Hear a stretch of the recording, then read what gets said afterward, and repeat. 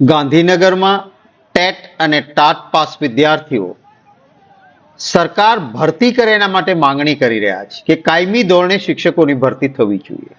લોકશાહી વ્યવસ્થામાં માંગણી કરવાનો, રેલી કાઢવાનો, આંદોલન શાંતિપૂર્ણ કરવાનો એ બંધારણીય અધિકાર છે. મને અત્યંત દુઃખ છે કે આપણા ગુજરાતના એ યુવા સાથીઓ જેને ટેટ અને ટાટની પરીક્ષા પાસ કરી છે અને જેઓની માંગણી છે કે અમારી કાયમી ધોરણે શિક્ષકો તરીકેની ભરતી થવી જોઈએ. સામા પક્ષે સરકારમાં પુષ્કળ શિક્ષકોની જગ્યાઓ ખાલી છે. કોઈ જ્ઞાન સહાયક કે ટેમ્પરરી શિક્ષકથી ના તો શિક્ષકને સંતોષ મળે, ના ભણનાર વિદ્યાર્થીઓને સંતોષ મળી શકે.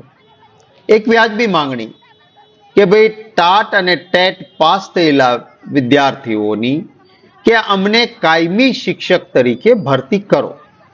ચૂંટણી પહેલા આજ સરકારે, કારણ કે મતો લેવાના હતા એટલે વાત કરી હતી કે 15 જૂન સુધીમાં આ બધી ભરતીઓ કરી દઈશું.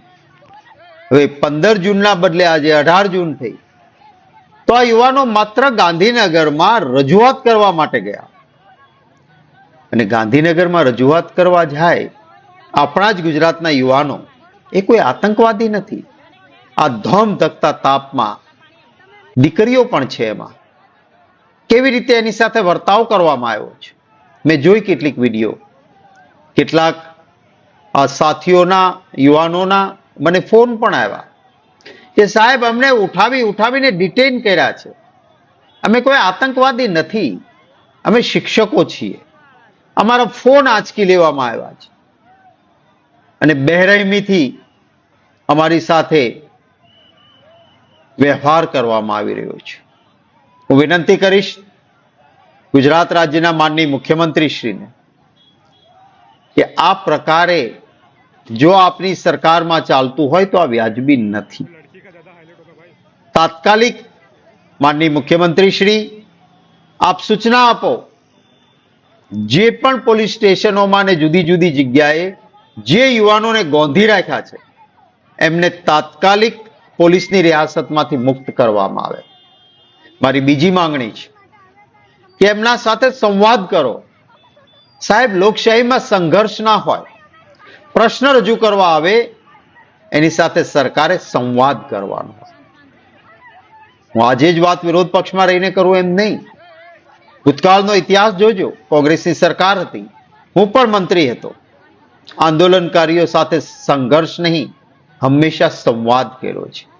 ચ5 સુધી એટલે કે સચિવાલયના મુખ સુધી ઉપવાસ કે આંદોલન કરવા આવનારને આવવા દેવામાં આવતા હતા. એટલું જ નહીં, છાંયડો અને પાણીની વ્યવસ્થા સરકાર કરીને આપતી કે અમારી સામે આંદોલન કરવું હોય તો અમારી એટલી ફરજ છે કે તમને છાંયડો અને પાણી આપીએ. આજે શું કરીએ છીએ આપણે ગાંધીનગરમાં?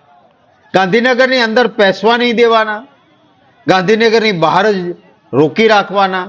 કોઈ આંદોલનકારી આવે તો ડિટેન કરીને જાણે કોઈ આતંકવાદી આવ્યો હોય એમ પોલીસ ઉઠાવીને લઈ જાય, એના મોબાઈલ આંચકી લેવાના. આ શું લોકશાહીમાં વ્યાજબી છે?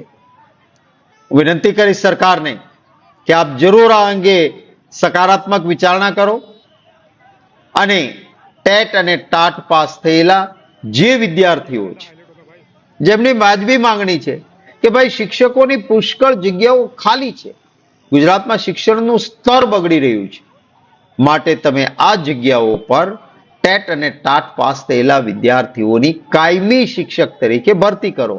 11 માસના કોન્ટ્રાક્ટ શાના માટે આપણે આપીએ છીએ જ્યારે પુષ્કળ જગ્યાઓ ખાલી છે? આપણને ખબર છે સરકારને મહેકમની મંજૂર થયેલી કાયમી જગ્યા છે, તેના ઉપર કોન્ટ્રાક્ટ 11 મહિનાનો શા માટે? તાત્કાલિક કાયમી શિક્ષકો ભરવાનો નિર્ણય કરે સરકાર, એવો હું અનુરોધ કરું છું.